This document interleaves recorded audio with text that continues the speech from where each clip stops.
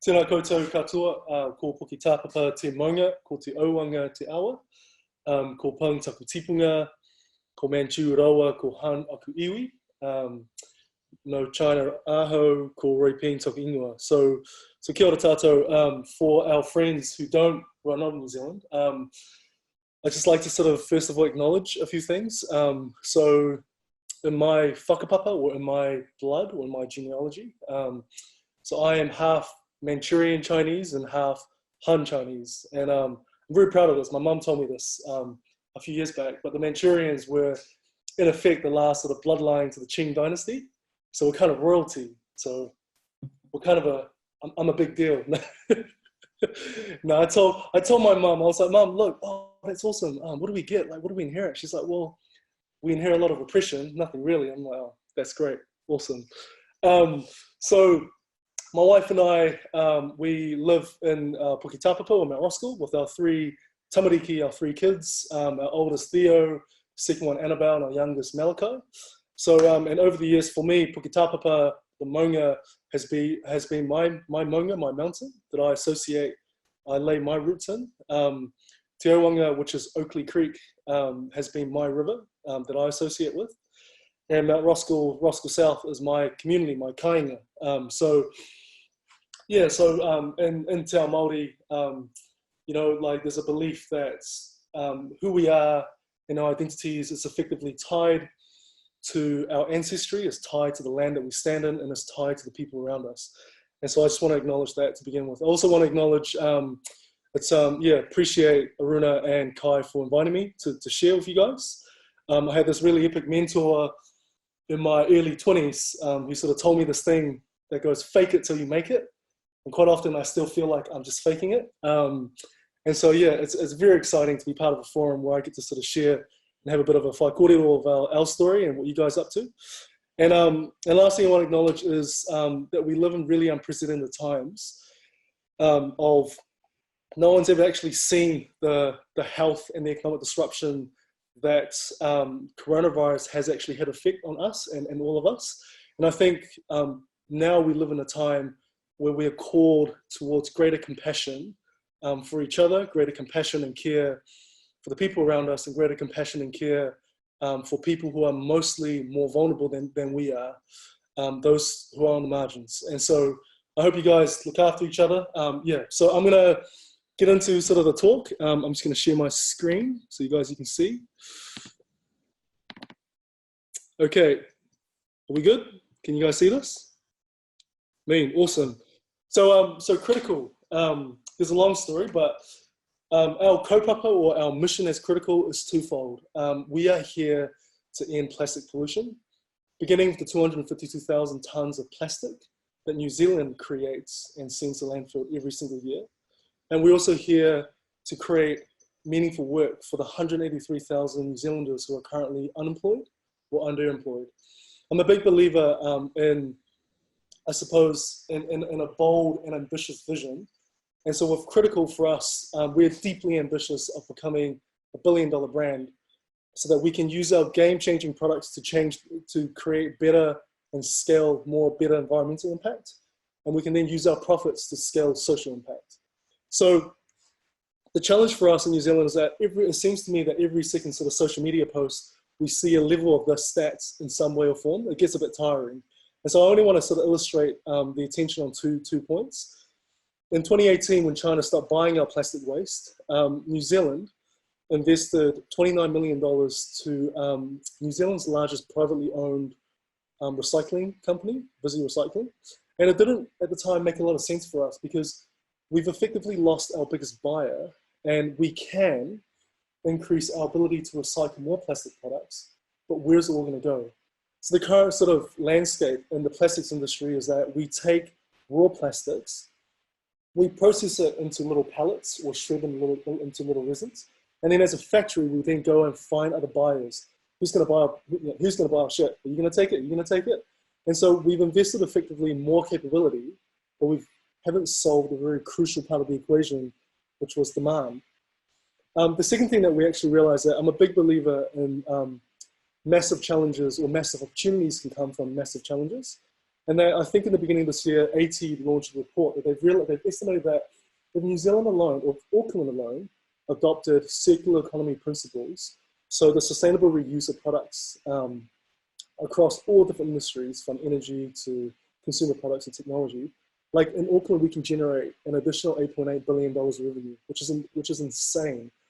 Yeah, that's what 10% of our GDP. Yeah, almost, maybe a bit less. And I think similar sort of like research has been done around other countries. So if Europe adopted circular economy principles, they could generate anywhere between $500 to $600 billion. And if India did the same, it will be about $300 to $400 billion of revenue. So there's a massive opportunity brewing here in the face of environmental crisis. And that's critical.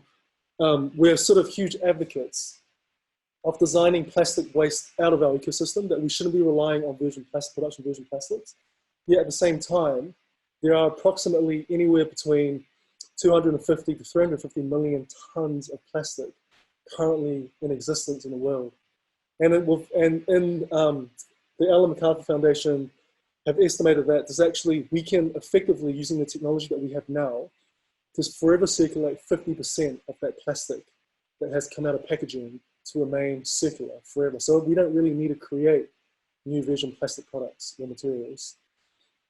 And I want to illustrate, use a super simple like startup 101 sort of framework to run two different scenarios for us in New Zealand of supply and demand. What can we do with the 50% of plastic packaging that are in existence? And let's run it through this super simple framework. So what I mean by supply means our capability to process more plastic waste. So this is the current thinking that a lot of governments, a lot of, I suppose, investors or a lot of councils think when they think plastic waste.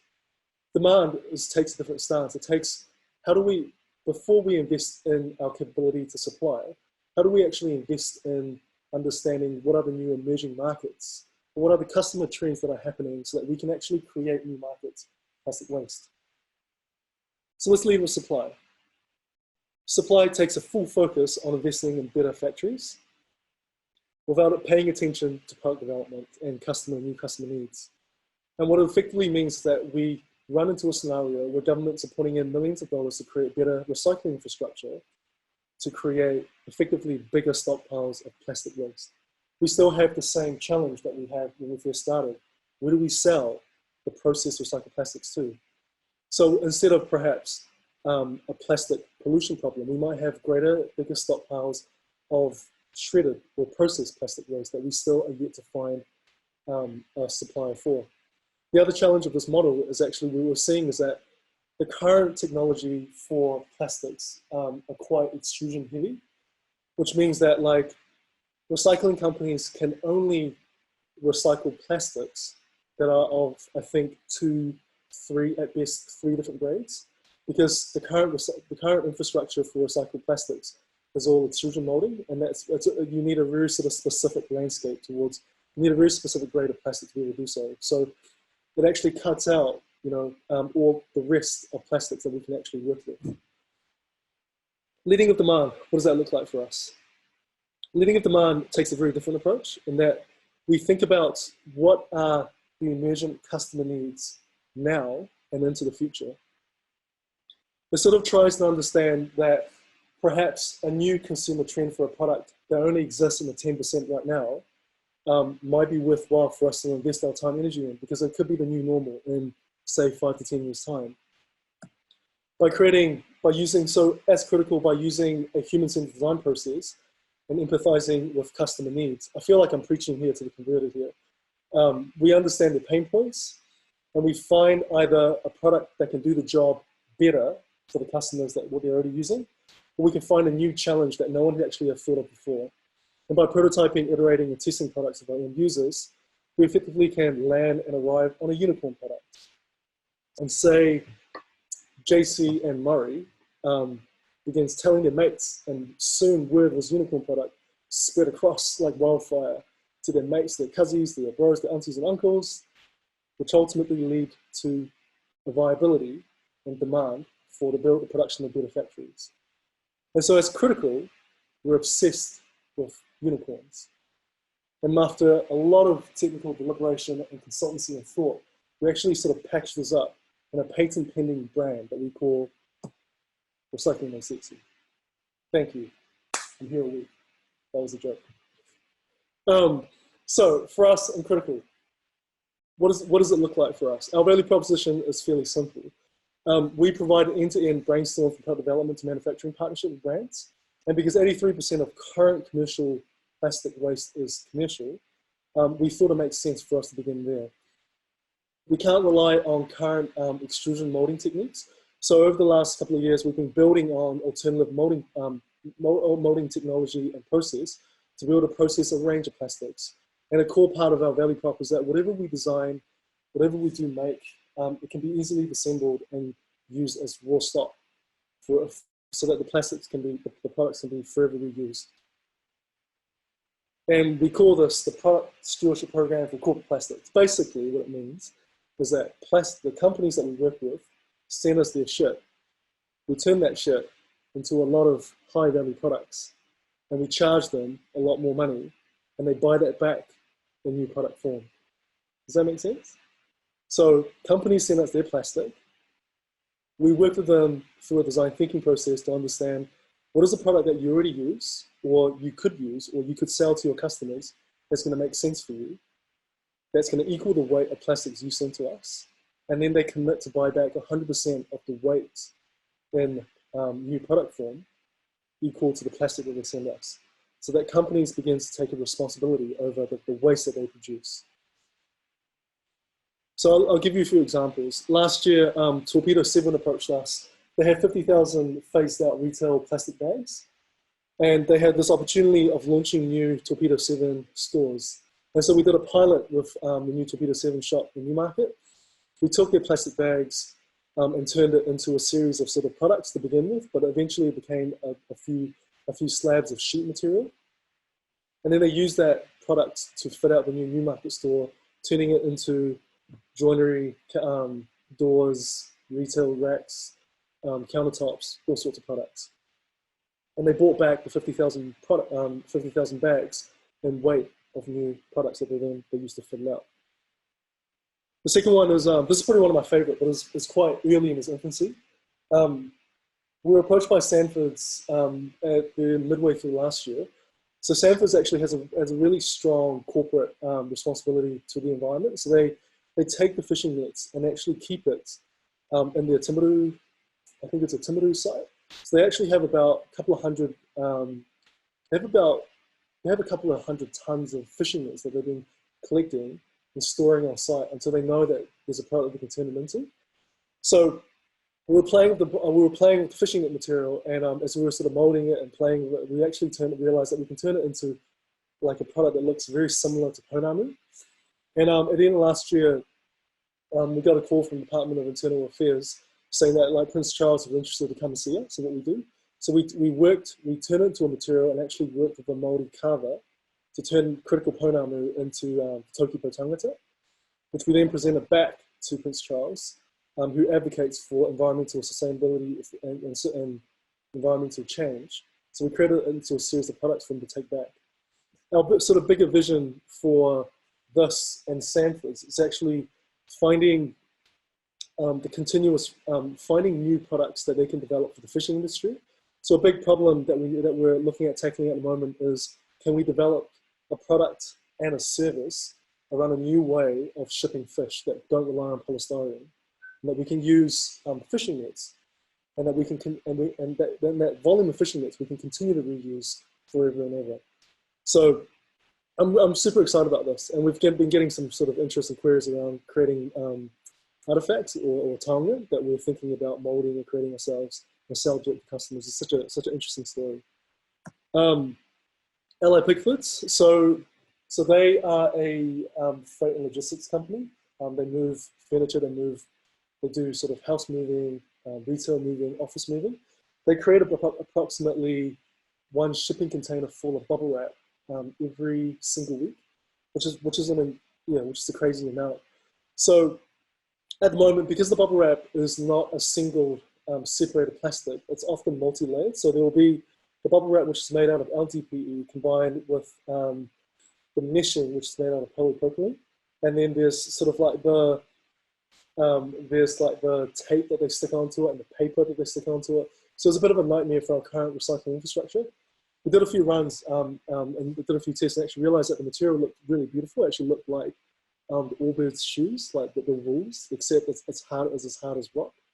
And after sort of looking into the business, we realized that like a really sort of in-our-face product that Allieds or any freight logistics companies use is dolly trolleys, or flatbed dolly trolleys that they use to put furniture on and to move that around. So we changed the bubble wrap into dolly trolley and we did a first proof of concept production route, and we sold that back to them basically. So their shit became these innovative world's first flatbed dolly trolleys out of bubble wrap, and they bought that back off us. And was really worth noting that traditionally they were paying $100, 75 to $100 for a plywood dolly trolley. They paid about 300 for us per unit. And it's because the value proposition that we try with our partners is we say that like it's going to be a better product so that you'll be able to have more uses per product. So you'll be able to use these dolly trolleys, 3 times at least more than you can with traditional plywood trolleys. It's what they're already paying for waste anyway. So it's a waste budget that they're paying for. Plus, it was a compelling story that they could tell using through the marketing teams. So it's sort of, for us, the value proposition and the product stewardship model is actually the combination of these 3 value props to justify a high-end valuable product that then gets sold back to them. Yeah. So for us, and because the plastics, it's approximately 30% denser than wood and heavier, we're experimenting with different honeycomb systems that we can reduce the weight while still having the same sort of structural integrity of the product. And the exciting thing is that the adoption of this model has sort of gone to other freight logistics companies, and we're exploring, is there different ways of creating alternative boxes or crates that we develop a service around that they can be reused instead of being reliant on cardboard boxes or plastic boxes. So a big part of our thing is that in these models, we often find ourselves in a space where we have to not only reinvent the products out of their waste, but also help them to re-strategize and rethink like what might be a new service that will come out as a result of this. Yeah, so New Zealand Post is a similar conversation with them. Fonterra was actually one of our first customers that they came and approached us. They had at the time 35,000 Anchor Lightproof milk bottles that were factory offlines. And we were playing with the material, and then we turned it into this piece of slab of marble-looking plastic. And at the time, they were launching Fonterra Fanshawe, so we turned them into a whole bunch of joinery and fit-out products that they procured off us, and we sold that back to them. It was actually one of the first projects that we realized we have to commit to this product model for basically all of our energies to do this, because we saw the opportunity. This is about 4 years ago. And currently working with Fonterra Te Rapa around other plastic waste streams and to understand what does the farming and agriculture industry use that we can develop using Fonterra plastic. So it's an ongoing discussion that we're having with them. Stools, so yeah, pretty self-explanatory. Commercial plastic furniture going to landfill. The gap, we were working with a retailer at the time, they had a gap for stools. So we created the 145s, every stool taking out 145 items of plastic packaging. And one of the funniest thing that we had was that we had a few, so we didn't quite get to scale of this project yet, but we had a supplier who was selling this back into China. And so we were kind of cracking up because we were going, well, China stopped buying our plastics, but we're going to sell this back to them in product form at 10 times the price. And so for us, I think, and what's super relevant for us in the design industry is like never underestimate the value of design in terms of reimagining the kind of products and the value that it can create out of something that is seemingly sort of seen as a challenge. That's probably one thing that I've held quite closely in my design training. Games too, Museum Association a few years ago approached us. We thought, can we create a collection scheme where we turn that into games? New Zealand made sort of curated games. And the museums would then be able to sell that and make a margin per game sold. So all of a sudden, you've got consumer plastics turning a margin for for shops and retail gallery stores. Early days, still in product testing for these games. yeah, so tumbling blocks based off a very popular game that we all know and love. This is probably like, I love this. It's like an example of like lean startup. So how do you find a value prop that already works and kind of subvert it with your own product? There's a really cool, I don't know if you guys follow Tim Ferriss. Tim Ferriss had this guy, this Israeli entrepreneur called Noah Keegan, and he did this blog post called like how to create $1 million company over the weekend. And it's basically like going online to Amazon's best sellers, looking at Google Trends and Facebook ads to understand like what people are already searching for, and then calculating that back to a product that you can produce. And if the number of like people looking for it multiplied by the margins you make is more than $1 million, go for it. So this is like a really scrappy approach when we were looking for product ideas for the museums. Yeah, so we have a lot of fun, I suppose. Yeah, and what we do, and there's pretty much like endless opportunities of products that we can develop and design. So yeah, so it can be anywhere from consumer products to building products to furniture products to technology products, and it's just a matter of connecting with the right customers to be able to sell that proposition into. So as a brand or as a company, we're guided by four values. So he tangata, which for us comes from a place of, so 4 years ago, about 10 years ago, we moved into this neighborhood in Mount Roskill. Like we were all sort of professionals from a place of privilege, but we realized that like, unless we make the challenges of our neighbors or people who are living on margins on problems, like I'm not really gonna give a fuck, nor be moved to care with action. So we're in I was in my 20s, we found a group of friends and we created these community homes. And it was like, we had no idea what we were doing, but it was these community homes and we had these spare rooms. And because my friends were social workers and teachers and youth workers, because over the years we had people kind of live with us from colorful backgrounds and gang upbringings to sort of people want to get out of prostitution, to refugees and to migrants. And the biggest learning for me was I went into this journey thinking that what can I offer or change, you know, in this community. Very quickly became a situation where this community of people became my closest mentors, teachers, and friends, and actually became the opposite. So as Critical, one of our foundation is people, and that's really important for us as we profit as a company as we go forward, is that how do we use our money to benefit our mission. Kaitiakitanga, which is really similar, we all have sort of tamariki ourselves. So it means that how do we turn the world into a better place for the generation coming after us. Invention by empathy is probably one of my favorites, which is like, how do we be obsessed about our customers in our design process?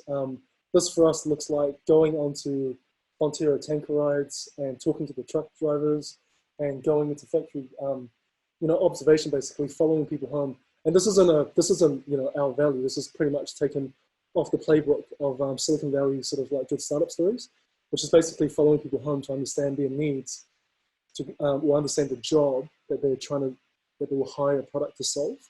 And the best way to do that is to stalk people and follow them home. So invention by empathy is probably one of my favorite values. And ethical profit, which is pretty self-explanatory. We are for profits and we're not ashamed about that. And our mission is how do we now use the profit that we make to drive the impact that we want to create, to drive the change we want to see in the world. So that's us. Yeah, so that's probably in a nutshell what we do and what we get up to. So my co-founder, Adam Ransfield, and I, we're small, pretty much a small startup team. There's about a core of only 3 or 4 of us. And depending on whichever project sort of happens, we either outsource or we work with the factories to hire other contractors to deliver on products. So yeah, that's me. All good? Great. Thank you, Roy. That's awesome. So if anyone has a question, please raise your hand. There's this little raise your hand feature, or unmute yourself and ask the question if it's not going all over the place. And William, if you raise your hand, we'll allocate then with the microphone. Okay, there's already a hand. Yeah. Stefan. You go, Stefan. Yeah. Hey, how's it going? My big question is, are you using multiple different sorts of technologies in terms of how you're compressing and working with the plastics? Is there a particular specific thing you're doing to the plastics to make those products? Yeah, so it's probably a few things, right? One is on shredding, and it's mostly just process on how do we separate the plastics at a scale that's going to be viable. Yeah. And then the second one is like the sorting and the sizing of chips. Yeah. And then there's like the spreadsheet that follows with heating and cooling, which is all, it's kind of feeling standard, but it's like a sort of standard plastic manufacturing process, but applied with very different sets of variables for our molding technique. And then most of the magic is probably in the mold design and how we use to like take the plastic through and make sure each plastic flows in the right way, how long you got to preheat it. So I really wish that when we first started, like, like we had access to like a mold maker or someone who knew a bit more than what we did, because I think a lot of these lessons we just learned burning our own fingers and doing it the hard way. Yeah. So is it all injection molded, or is it some sort of compression? Yeah, it's basically a variation between compression molding and transfer molding of the two. Yeah, and then Cool, thanks. Awesome. Cool. I've got another question from Russell.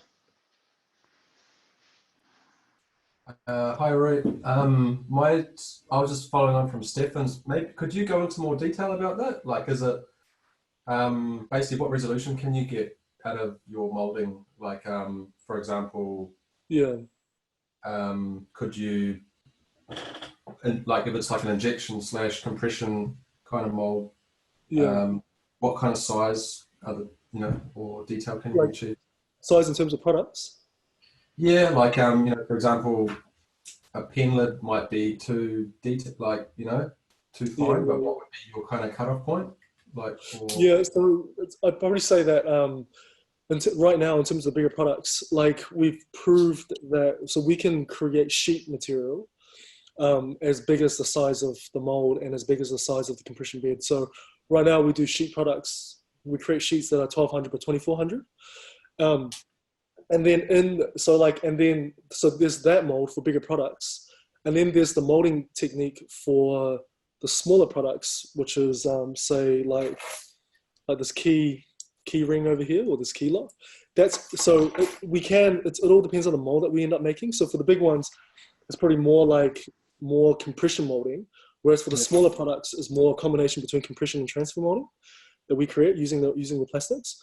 But then there's this whole thing around like finding the right plastic types, because some plastic types like would mean that, especially like the smaller detail stuff, the melt flow index of it doesn't actually let it reduce to a right flow for us to be able to do this well.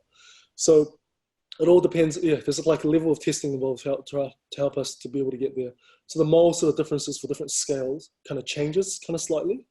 The bigger the products, the more compression molding molds that we have to make, and then the more fine the product, we add sort of the transfer molding techniques on top of a compression mold sort of a thing to make it work. Does that answer your question? Yeah, and just one quick follow on. So is one particular, say one sheet product, will that just be like PET, or can that be like a kind of a whole bunch of different materials together? Or So it can be a composite, definitely. So one of the things that we're doing with Fonterra, because the challenge is with Fonterra is there's a lot of PVC, you get a lot of that like wrap with the plastic with aluminium foil. And so one of the things that we do, and it doesn't really melt really nicely. So one of the things we do is that we be a bit strategic in terms of the pattern or the look of the sheet. So we can work with that, but we'll maybe take a 25% composite pattern that we can then sprinkle with the plastic, so it gets effectively bonded into that sheet. And then at the end of that process, if Fonterra is brought onto product stewardship, we effectively become the only people that be able to take that sheet and turn that into new products too. So I'm really actually keen to find other, like compression molding manufacturers out there that we can partner with, so we can grow a bit faster. But so far we've only found two that don't quite do that. They do rubber molding, so they don't quite have the machines to be able to help us do that too. Cool. Thank you. Awesome, bro. Awesome. Just a note from us. If you've raised your hand for a question, just make sure you untick it afterwards, because otherwise, I don't know who's still got questions or not. Aruna.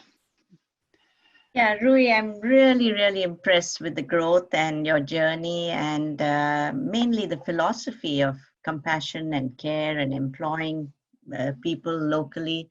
I think that's amazing.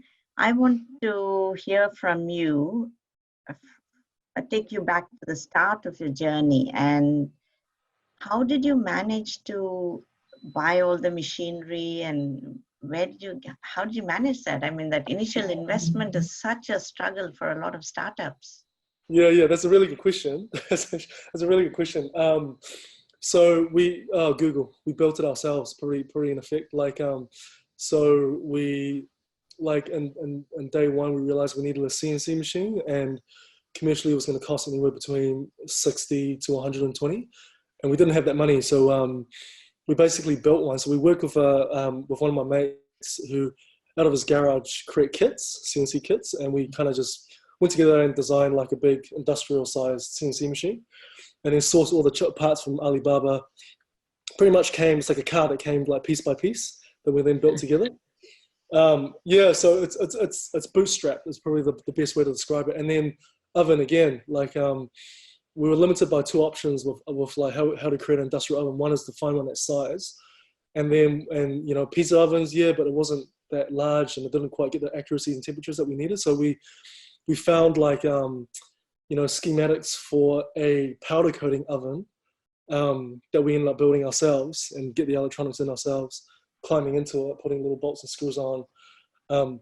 And then in the earlier days, the molding techniques are very similar too, fabricating the molds, trial and error, logging all the mistakes on a spreadsheet so that we know we don't do it again, sort of a thing. Yeah, so we didn't actually start off on this circular economy journey. We actually started off on a design service, and it wasn't until Fonterra approached us that basically we realized that this was going to be big, and we need to focus on this. Yeah, actually Fonterra, for the first project we got with them was a low runner product, was I think it ended up to be about 17K. And we basically realized that we needed to squash $150,000 of investment down into 17K. So yeah, we used that project to bootstrap a lot of the early day techniques that we needed. And then also just buying machines that are broken and fixing it up is another really good way to make it work. Wow. So, yeah. And I mean, you seem to have quite a range, because you're taking whatever plastics the company provides and converting that and providing products back to them. So you've got the tumble blocks for kids. So, I mean, isn't that more difficult to have such a big range? Yeah, it's a really good question, I think. And I think the coronavirus is really getting us to think about our areas of focus. So to look at the back end of say business deals, is that it's all probably the way we structure our business, and can we be able to do it using the capacities that we have at the moment. So with certain companies who wants to have more sort of control and outright of what they want to own, the ideal scenario is effectively they themselves pay, take out all the risks for us and pay for the product development and the molds. But in return, they have full control in the story of that particular product that we developed for them. Yeah. And that's easier for us to manage, right? We can use that money. We can hire people on a project per project basis, sort of a thing, and we can do that. But we will never do that if we had to front the investment ourselves to be able to pull those products in, because the overhead is pretty crazy. So it's really about the way we structure and negotiate those deals. Yeah. Thanks. Yeah. Cool. Shanghai. Hi Ray, great presentation, and also very interesting to know that you helped with Sanford with I saw their products last year with for they saying that they up recycling the fish nets and then making the products. I saw the products. I saw so cool, and now I know who did it, who designed and make the products.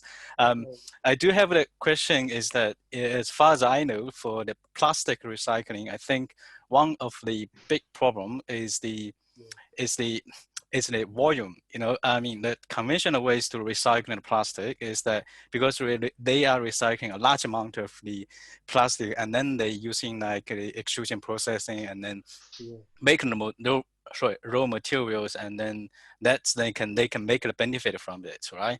And what about in your case? I mean, can you just share some of your story? I mean, particularly like your products, after you made the products, is like you can earn the benefits from those, you know, small volume recycling? Or yeah, you're right. So your question is, because plastic is such a high volume problem, like very naturally, so the response is like high value, sort of low value, high volume production. And how do we see ourselves in that? Is that your question? Yeah, it's a really good question, man. So I think first of all, like we really see ourselves belonging in an ecosystem of solutions. Like, you know, there's no sort of one hero that can be able to, you know, have the answer for everyone else. So and very much so, like, you know, like we are reliant, and we're in partnerships with current factories to be able to help us to do the long to sort of the larger volumes. The second one I sort of answer is that, like, if you think about it, like it's like, I feel like this is like a really overused example, but I often think about it as like, you think about Tesla's strategy. So Tesla, the way that they did it was they first created the model, the Model S, the high value, low volume car. And then the purchasing of the high value, low volume car gave them the investment to create a Tesla model, you know, what's the next one? Model X is the first one, then the Model S, which is mid volume, mid value. And then to ultimately to help them to get to low value, well, not low value, but low value, high volume. And there's a similar sort of a thing that we try and think in a vastly different context, which is like, for us, we're in the early days that we have to first change people's perception of what can be made using plastic products. And we need to be able to like shift that behavior to the point where people are willing to spend money on that value. And then from that, you know, in terms of our, you know, say we're looking into 10 years, if we can get the success of starting here, because we don't have the capital ourselves to help us scale fast to do the high volume, through a 3-value product strategy, it can help us to get there eventually. And the other thing is that why there hasn't been a lot of attention or effort given to compression molding is because of that, right? Like, compression molding is slow. You know, the runtime, it's long to make one product. And so it was ditched by the industry because they couldn't, like, they were trying to match compression molding to, say, plastic forks and knives or plastic cups, which are very like low value, high volume commodities. Yeah, and that didn't yeah. And so part of our work is that we're actually trying to see if we can shift that perception, shift the needle a little bit, so that we can put plastics in the same, you know, rankings as a product made from bronze or that kind of stuff, by enticing them with product design, story, and value proposition, so that we can invest and get to high volume eventually. Good, thank you. Awesome. Richard? Yes, thank you, Roy, for the presentation. I think I'm very excited seeing people doing what a lot of people just thinking without, you know, being able to physically do it. I have two questions. First one is that normally for waste plastics, cleaning is a big issue. So how do you actually deal with cleaning of the plastic? Did you clean it before threading or after threading, or actually you got the plastic in some sort of clean situation? The second question might be a big to answer, is that for the annual production of 250,000 tons of plastics, with your initiative, how much of it are you planning to actually get rid of it? Yeah, it's a good question, and it's a really good question. And I think that the way that I'll probably measure it is our ability to generate demand for products is probably where I'll start. But the cleaning issue is a massive challenge even for us. the cleaning and the separation of it as well. Now, like the production technique we use gives us much more leeway than injection molding, because I think, in some injection molding is that either the nozzle at the end where the plastics goes into is very narrow, or there's like different screens, which if it gets contaminated needs to be changed, so it really affects that high volume production. For us, the cleaning part is a case by case basis, right? So oftentimes, if it's hard plastics, we can leverage just about the existing cleaning infrastructure. So right now, what they do is that they take the big chunks of plastics, they shred into little pieces, and then the shredded little pieces goes through a wash tank. And so that's what they do, but they can't do that for soft plastics, because generally soft plastics gets chipped up, and then that gets directly sucked into an extruder, at least from the technology that we've seen. So that causes problems in cleaning.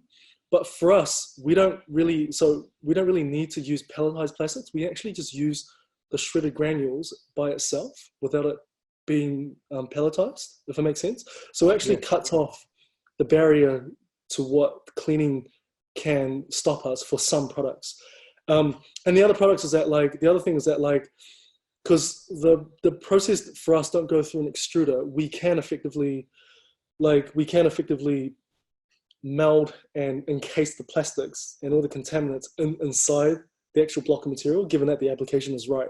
So it is something that we're very mindful of, but I think we have much more, I guess, I don't know what's the word, we have much more of a leeway in terms of what traditional injection molding can and can't do. Does that make sense? Yep, definitely. I think because we are doing some research along that line as well, and we are trying to eliminate the necessity of having to clean the plastic, particularly waste plastic, before we can process it. So, I mean, it's good to see what you are doing. So thank you very much. Well, and I think there's just also, we're not the only solution. There's also a lot of other amazing sort of companies, like the waste to energy guys. I think they basically take the shredded plastics that's really contaminated. So they take all the heavily contaminated hospital products that's got all sorts of blood and biocontaminants, and what they effectively just need is that they basically boil it, or they burn it, and then they extract all the gases, and the heat produces energy that it needs, and then the rest of the plastic just becomes carbon that they use for concrete fillers or something. So there's also a lot of other sort of solutions out there that are really necessary, but don't necessarily require, say, from our end, a high value product on the other side. But yeah, we have a bit more leeway in our production than, say, injection molding too. Sure, thank you. Yeah. Very good. Sorry, muted myself. Evan. Sorry. Don't worry, I've done that mute problem probably about 10 or so times over the last week or so. It's just ongoing. Yep, you get used to it, eh? yeah. The joys of all this. Yeah, Roy, pretty awesome work that you guys are doing. I think the way that you've tackled this is definitely unique and quite disruptive compared to some of the models that you're saying in terms of energy recovering or stuff like that. So commend you on that. One of the things that I'm wondering about is, because we're always exploring how you can inject these circular models into clients' work. And one of the things is reassuring how that circular model will continue once it's beyond your control. Have you had much thought into, say, with the trays that you're creating?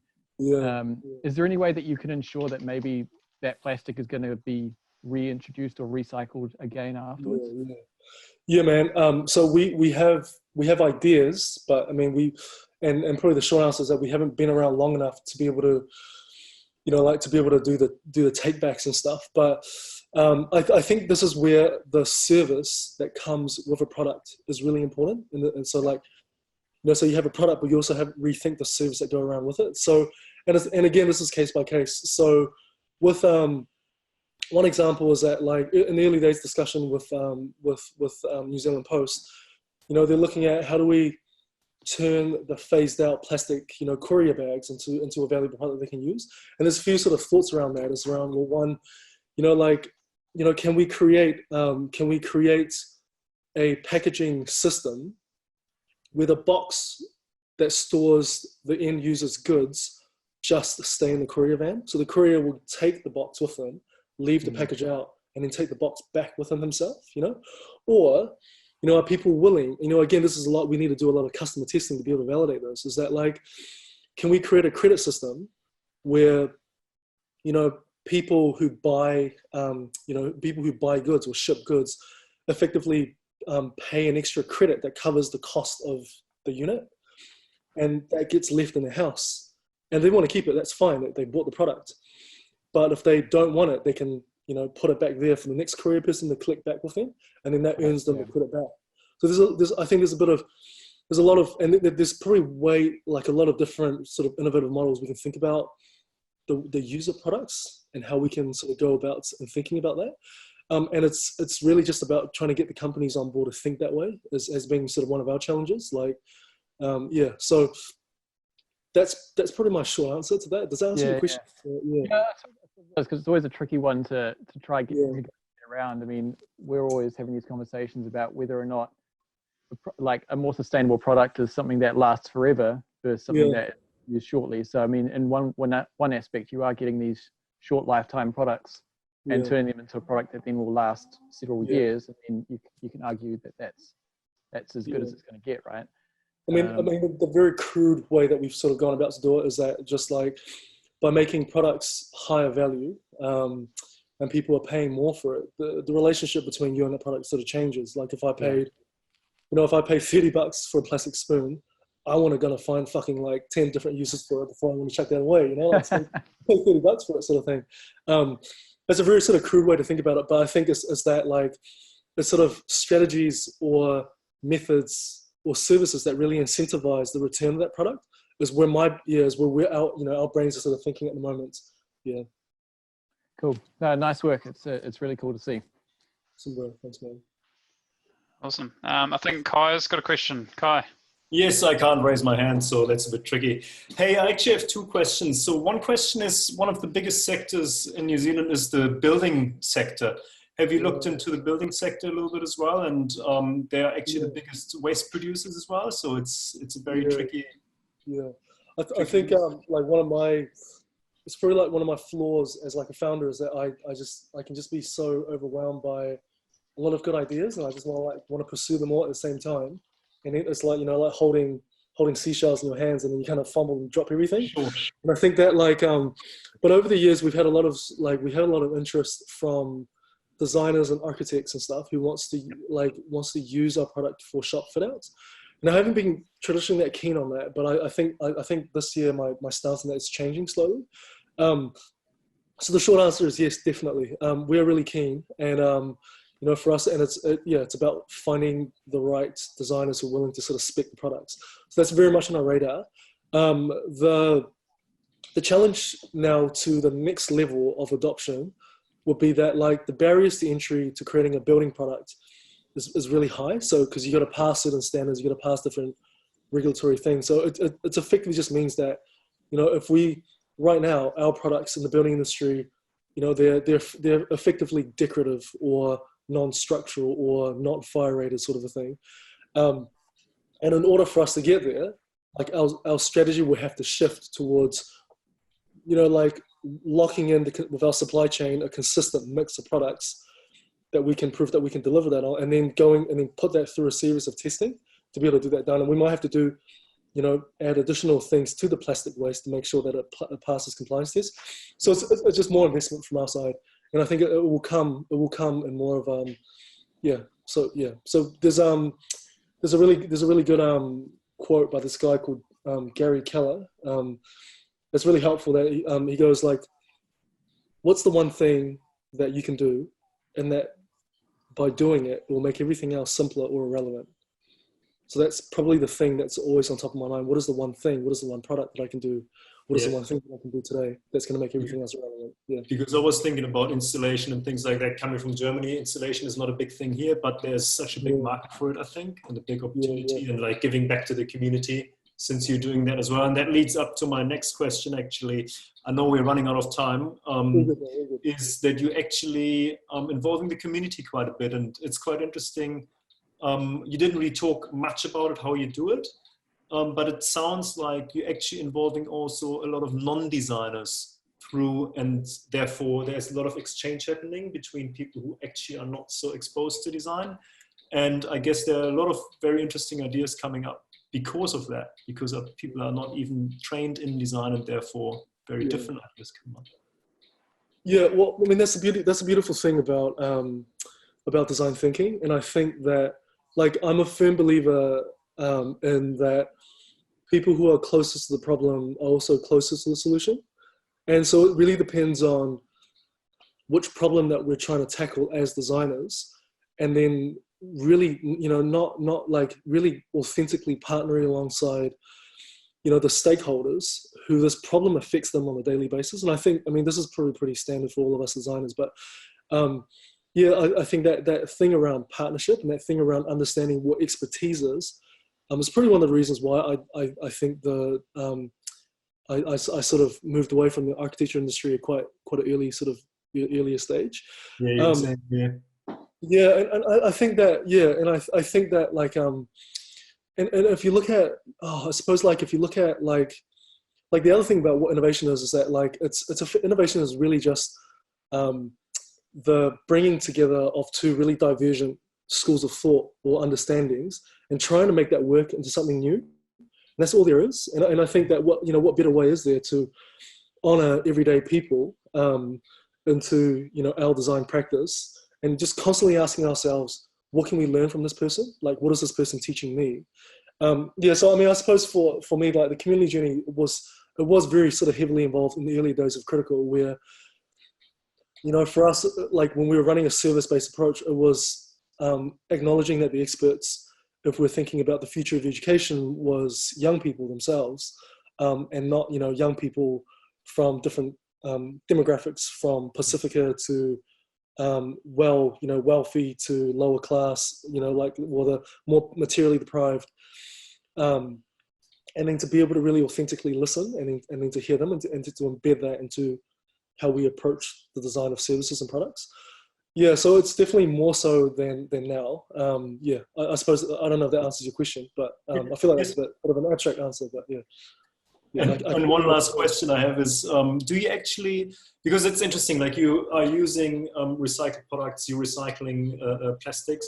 So do you actually have a cradle to cradle approach? That's one of my main questions, actually, because that's where it really comes in interesting. A lot of people produce products out of recycled plastics, but could those people actually send them back to you after they broke or something, so they can send it back to you, so you have the cradle to cradle, and then the short answer is yes. Can have another life if possible. Sometimes it's not possible to. Yeah, the short answer is yes. Like, in our B2B model, that's the offering. So the volume of plastics that the company will have stewardship over, like, I mean, we haven't been like, the process we've been developing are fairly, like, long lasting, so we haven't actually lived that long to be able to see that come back to us yet. But that doesn't affect the value proposition. So that, like, you know, if Fonterra was 10 tons, those 10 tons, whether it started as rubbish then became a product, will forever be the resource that we'll be using. Now, there's a lot of, like, discussion around how many times you can recycle plastics. Like, in our findings, at least, like we haven't actually quite found, like, a limit to how many times we can reuse it. And yeah, I mean, if we'd be smart about, from our end, what the application of that product is, you know, is given that it's non-structural, it's more sort of decorative and stuff, you know, it's pretty long lasting. The plastic is a really amazing material, and I think we should give it the respect that it deserves in a way as well. Yeah. Cool, thank you. I don't know if there are any other questions. I can't see any hands, but if there's another question, then please go ahead and ask. And otherwise we would wrap up, because we're slightly over time already, but I guess since we are virtual, we can maybe answer another question, I'm not sure.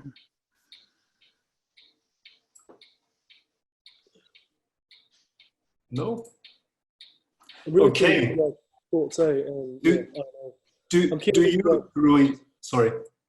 Do you really want to maybe say something for the end as well, like how we could find you, if we could join you in a certain point, or yeah? Look, like, the biggest goal for us this year is that we need a better facility. So yeah, you know, pretty open to people who know people or people who have factories. And then yeah, and I think I think it's pretty exciting. I think for me to be part of like a network of like, you know, product designers or industrial designers. Yeah, because I think that in a lot of areas, sort of my product development knowledge is probably like not as good as I'd like for it to be, and so the ability to sort of lean on, you know, you guys around, yeah, like design will be super cool. Yeah, and I think I think those mostly are it. Like yeah, please, we need a space. Okay, we'll keep our fillers out and yeah. In terms of where to find us, our social media site, our website is pretty outdated. Yeah. Probably best is just jump on Facebook, jump on Instagram, and my LinkedIn is pretty around. So yeah, I'm not the most active on it, but I do try my best to keep an eye out on it too. So yeah. Great. Hey, thanks a lot for your presentation. It was great, and yeah. We'd like to thank everyone who actually joined us tonight. I think we had in total 26 people